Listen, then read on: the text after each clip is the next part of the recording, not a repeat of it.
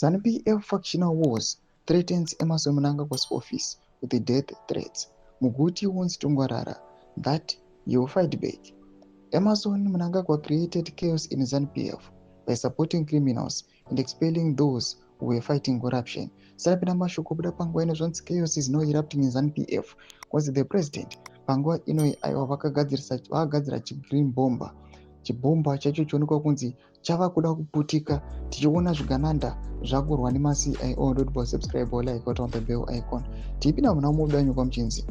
The whole youth leadership that was led by Louis Matatu was fired for speaking against corruption. Victor Matimadanda was removed from the cabinet and deployed to Mozambique for speaking loud against corruption.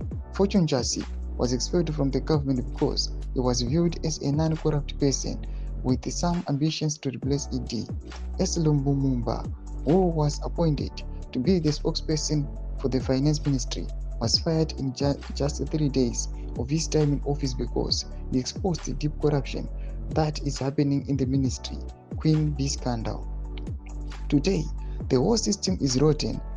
The fight is now between corrupt members of ZANU-PF and it is difficult for ED to control the situation. Is ED still in full control of ZANU-PF? Let's hear your views. Do you think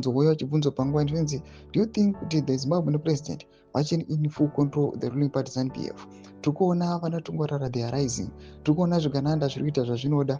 Panguva inoi, the worst part of it, tichiona the central intelligence panguva inoi yava kuthreatenana pamwe chete nezvimwe zvigananda nekuda kwecorruption. Zvitiko zviri kuonekwa panguva ino zviri kuonekwa kunzi ma-functional fights pamwe chete ma-tensions ari the ruling party ZANU-PF. They are stressing the party and the leadership. Tudze mafunguro enyu muri kudii pamusoro pe these developments. Kuna comment section medu, subscribe or like, chita on the bell icon.